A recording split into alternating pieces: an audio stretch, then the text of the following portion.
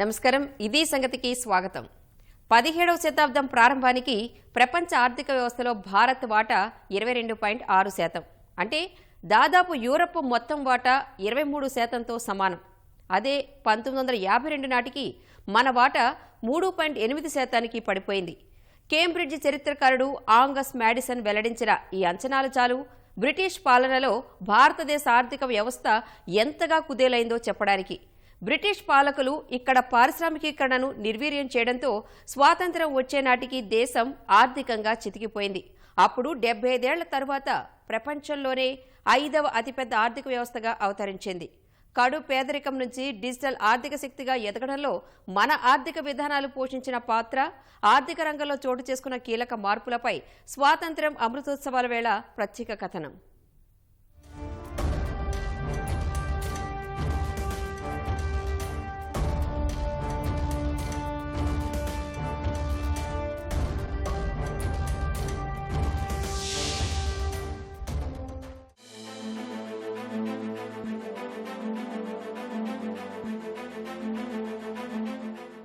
స్వాతంత్ర్యం వచ్చిన నాటి నుంచి ఇప్పటిదాకా ఎన్నో ఒడిదొడుకులు ఉన్నప్పటికీ ఆర్థికంగా దేశం ఎంతో పురోగమించింది. 1947లో బానిస సంఖ్యలు తెంచుకుని ఆవిర్భవించిన స్వతంత్ర భారత తొలి బడ్జెట్ 197.29 కోట్లు మాత్రమే. అప్పట్లో 26.24 కోట్ల లోటుతో బడ్జెట్ సమర్పించారు తొలి ఆర్థిక మంత్రి ఆర్కే షణ్ముఖం చెట్టి. అలాంటి స్థితి నుంచి ఎవరూ ఊహించని విధంగా పురోగమించిన భారత్ 2022 నాటికి 39.45 లక్షల కోట్ల బడ్జెట్ సమర్పించే స్థాయికి ఎదిగింది. అంటే 75 ఏళ్లలో దేశ బడ్జెట్ దాదాపు 2000 రెట్లు పెరిగింది. ఇప్పటికీ ఎన్నో సమస్యలు దేశాన్ని వెంటాడుతున్నా అప్పటికీ ఇప్పటికీ అబ్బురపరిచే మార్పులెన్నో జరిగాయి.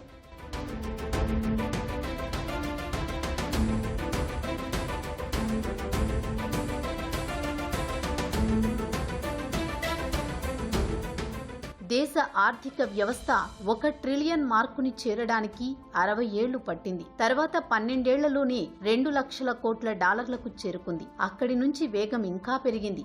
3వ లక్ష కోట్ల డాలర్లను 5 ఏళ్ల వ్యవధిలోనే అందుకోగలిగింది. 2025 నాటికి 5 లక్షల కోట్ల డాలర్ల స్థాయి లక్ష్యంతో పరుగులు తీస్తోంది. వ్యవసాయం ప్రధానంగా ఉన్న దేశం శాస్త్ర సాంకేతిక పరిజ్ఞానాన్ని అందిపుచ్చుకుని బలమైన ఉత్పత్తి, సేవల రంగాన్ని నిర్మించుకోగలిగింది. జీడీపీలో ఉత్పత్తి రంగం బహుముఖంగా విస్తరించి వ్యవసాయం, సేవల రంగాల కంటే పెద్దది కాబోతోంది. దీనివల్ల ఉత్పత్తి రంగంలో లక్షల ఉద్యోగాల కల్పన జరగనుంది. తద్వారా సమీప భవిష్యత్తులో బ్రిటన్, జర్మనీ, జపాన్ దేశాలను మించిపోయి అమెరికా, చైనా తర్వాత 3వ పెద్ద ఆర్థిక వ్యవస్థగా మన దేశం అవతరించే అవకాశాలు కనిపిస్తున్నాయి. ఇప్పటికీ ఎన్నో సవాళ్లున్నాయి. ఆర్థికంగా పరుగులు తీస్తున్నా పేదరికం, ఆర్థిక అసమానతలు పెరిగిపోతున్నాయి. నిరుద్యోగం, మౌలిక వస్తువులకు తీవ్ర కొరత, ఎన్నో రంగాల్లో స్వయం సమృద్ధి సాధించలేకపోవడం, దిగుమతులపై అధికంగా ఆధారపడడం, ఎగుమతులు ప్రాధాన్యంగా గల ఆర్థిక వ్యవస్థగా మారకపోవడం, ఉపాధి కోసం వ్యవసాయ రంగంపై అధికంగా ఆధారపడడం అనేవి దేశం ముందున్న ప్రధానమైన సమస్యలు. 1947 ప్రాంతంలో మన దేశంతో పాటు చైనా, దక్షిణ కొరియా, ఉత్తర కొరియా, పాకిస్తాన్, నమీబియా తదితర దేశాలకు స్వాతంత్ర్యం లభించింది. వాటిలో చైనా, దక్షిణ కొరియా సాధించిన ఆర్థిక ప్రగతితో పోల్చితే మనం దిగదుడిపే. 75 ఏళ్ల స్వతంత్ర భారతావనిలో ఎన్నో విజయాలు ఖాతాలో వేసుకున్నప్పటికీ చైనాను చూస్తే ఇంకా ఎంతో చేయాల్సి ఉందనే విషయం తేటతెల్లమవుతోంది.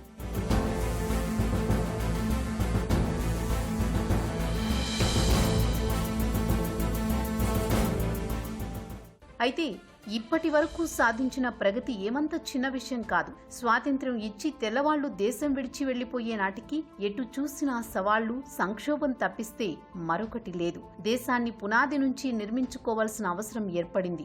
ఆహారానికి కొరత, భారీ పరిశ్రమల ఊసే లేకపోవడం, పేదరికం, నిరుద్యోగం దేశాన్ని ఆవరించి ఉన్నాయి. ఆ తరుణంలో భారత ప్రథమ ప్రధాని జవహర్ లాల్ నెహ్రూ మిశ్రమ ఆర్థిక వ్యవస్థకు రూపకల్పన చేసి పంచవర్ష ప్రణాళికలకు శ్రీకారం చుట్టారు. భారత ఆర్థిక వ్యవస్థలో ఇది కీలక మలుపు. పంచవర్ష ప్రణాళికల అమలు ఆలోచనను సోవియట్ యూనియన్ నుంచి మన దేశం గ్రహించింది. 1950లో ఏర్పాటైన ప్రణాళికా సంఘం పంచవర్ష ప్రణాళికల రూపకల్పన, పర్యవేక్షణ బాధ్యతలు చేపట్టింది.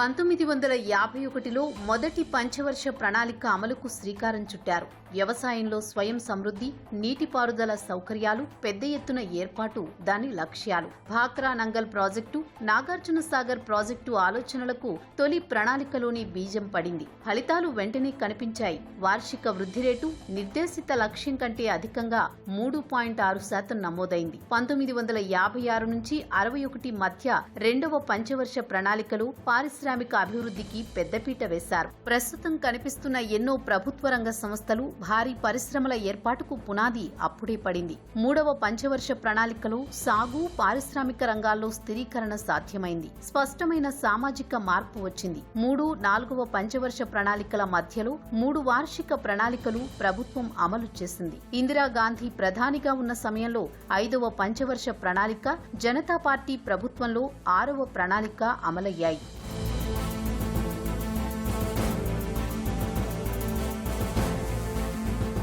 ఈ క్రమంలో 1990-92 కాలంలో దేశం అతిపెద్ద ఆర్థిక ఉపద్రవాన్ని ఎదుర్కొంది. తప్పనిసరి కావడంతో పాటు ముందు చూపుతో అప్పటి ప్రధాని పివి నరసింహారావు పెద్ద ఎత్తున ఆర్థిక సంస్కరణలకు శ్రీకారం చుట్టారు. అందువల్ల 8వ పంచవర్ష ప్రణాళిక 2 ఏళ్లు ఆలస్యంగా మొదలైంది. 2015లో ప్రణాళికా సంఘం స్థానంలో కేంద్ర ప్రభుత్వం నీతి ఆయోగ్ను ఏర్పాటు చేసి పంచవర్ష ప్రణాళిక అమలును నిలిపివేసింది. అయినా దేశ ఆర్థిక స్థితిగతులు సమూలంగా మార్చి స్థిరమైన వృద్ధి సాధించడంలో, స్వాతంత్ర్యం తర్వాత స్పష్టమైన మార్గం లేని దశలో పంచవర్ష ప్రణాళికలు తీసుకురావడం, వాటిని శాయశక్తులా అమలు చేయడమే కీలక పాత్ర పోషించిన విషయం విస్మరించరానిది.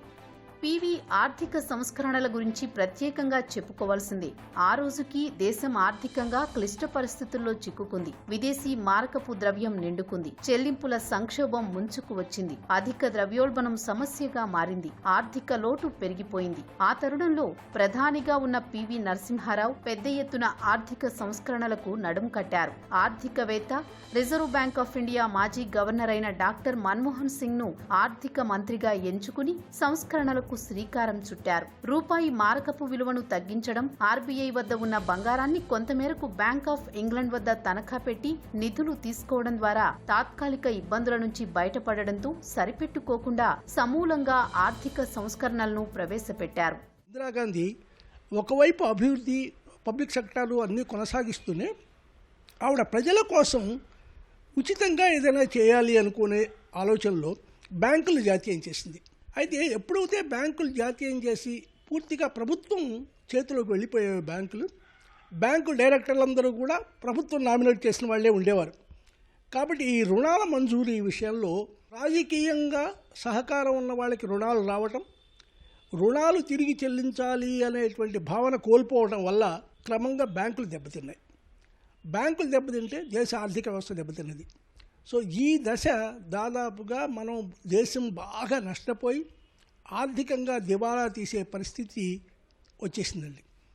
ఆ సమయంలో ఏం చేయాలి, ఎలా చేస్తే మళ్ళీ దేశాన్ని మనం నిలబెట్టుకోగలం ఆర్థికంగా అనే ఆలోచన వచ్చినప్పుడు అప్పుడు తప్పనిసరి పరిస్థితుల్లో మనం ఆర్థిక సంస్కరణ కోసం వెళ్లాల్సి వచ్చింది. లైసెన్స్ రాజును దాదాపుగా రద్దు చేయడంతో పాటు వినూత్న ఆలోచనలతో 1991లో నూతన పారిశ్రామిక విధానాన్ని ప్రవేశపెట్టారు. దీనివల్ల విదేశీ పెట్టుబడులు పెరిగే అవకాశం కలగడంతో పాటు ప్రైవేటీకరణకు దారులు తెరుచుకున్నాయి. ఉత్పత్తి, సేవల రంగాల్లో అనూహ్య మార్పులు చోటు చేసుకునేందుకు సంస్కరణలు వీలు కల్పించాయి. ఇప్పుడు మనం చూస్తున్న ఆర్థిక అభివృద్ధి బహుముఖంగా సేవల రంగం విస్తరించడం, ఉత్పత్తి రంగం నిలదొక్కుకోవడం, భారీగా విదేశీ మారకపు ద్రవ్యాన్ని కూడబెట్టుకోవడానికి, ఇతర ఆర్థిక మార్పులకు పునాది 1991 నాటికి ఆర్థిక సంస్కరణల ఫలితమే. ఇప్పుడు 3 లక్షల కోట్ల డాలర్ల ఆర్థిక వ్యవస్థగా మారడానికి ప్రయాణం అక్కడి నుంచే మొదలైంది. ప్రపంచంలో అత్యంత వేగంగా అభివృద్ధి చెందుతున్న పెద్ద ఆర్థిక వ్యవస్థ మనదే. దాదాపు 7% వార్షిక వృద్ధితో చైనా కంటే ముందున్నాం. దాదాపు $3 ట్రిలియన్ ఆర్థిక వ్యవస్థగా ఎదిగి ప్రపంచంలో 6వ స్థానంలో నిలిచాం. జీడీపీ, కొనుగోలు శక్తి ప్రకారం చూస్తే అమెరికా, చైనా తర్వాత స్థానం మన దేశానిదే.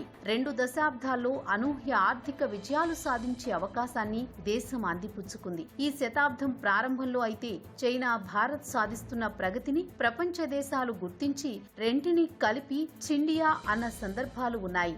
బ్రిక్స్ G20 కూటమిల్లో స్థానం సంపాదించడం గమనార్హం. దాదాపు $600 బిలియన్ విదేశీ మారకపు ద్రవ్య నిల్వలు, శాస్త్ర సాంకేతిక రంగాల్లో పురోగతి, ఐటీ, టెలికాం, ఔషధ, వాహన తయారీ రంగాల్లో గణనీయ వృద్ధి మన దేశం సాధించిన ఆర్థిక విజయాలకు ఉదాహరణ.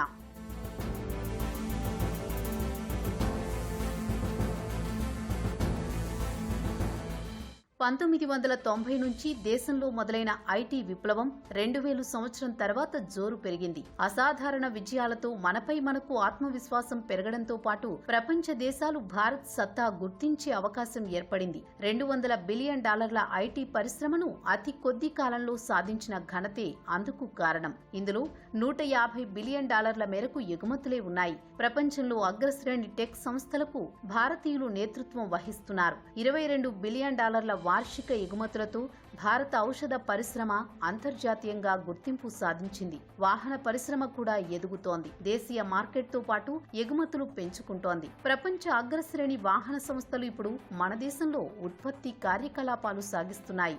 ఈ ఏడాది ఏప్రిల్లో ప్రపంచ బ్యాంకు విడుదల చేసిన వర్కింగ్ పేపర్ ప్రకారం భారత్ 2011 నుంచి 2019 మధ్య పేదరికాన్ని గణనీయంగా తగ్గించగలిగింది. తీవ్రమైన పేదరికం 2011లో 22.5% ఉండగా 2019 నాటికి ఇది 10.2% తగ్గింది. ముఖ్యంగా చాలా ప్రాంతాల్లో తీవ్రమైన పేదరికం ఇంకా ఎక్కువగా తగ్గినట్లు ప్రపంచ బ్యాంకు విశ్లేషించింది.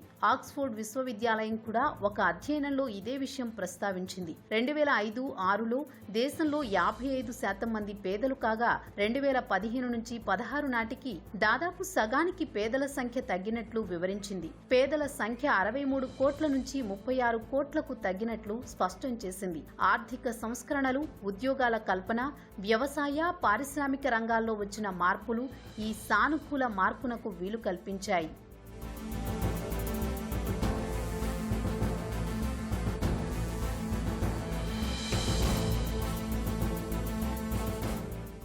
మొత్తంగా చూస్తే రానున్న 25 ఏళ్లలో దేశం ప్రాథమికంగా ఎదుర్కొంటున్న సవాళ్లను పరిష్కరించుకోవడంపై దృష్టి సారించాలి. పేదరికం, నిరుద్యోగం ఇంకా గణనీయంగా తగ్గాలి. విద్య, వైద్యం, శాస్త్ర సాంకేతిక రంగాలపై పెద్ద ఎత్తున పెట్టుబడులు పెట్టాలి. ఎగుమతులు భారీగా పెంచుకోవాలి. దిగుమతులు సాధ్యమైనంత మేరకు తగ్గించుకోవాలి. కీలక రంగాల్లో స్వయం సమృద్ధి సాధించాలి. ఆర్థిక వ్యవస్థను పెద్దదిగా మార్చడం ద్వారా ఈ సమస్యలకు చాలా వరకు పరిష్కారం లభిస్తుంది. అందువల్ల $5 ట్రిలియన్ ఆర్థిక వ్యవస్థను అందుకోవడం ఎలా అనేది తక్షణ కర్తవ్యంగా ఉంది. దీన్ని సాకారం చేసే బలమైన నాయకత్వమే ఇప్పుడు మనకు కావలసింది. అలాని 2030-35 నాటికి $10 ట్రిలియన్ ఆర్థిక వ్యవస్థను లక్ష్యంగా చేసుకుని ముందుకు సాగాల్సి ఉంది.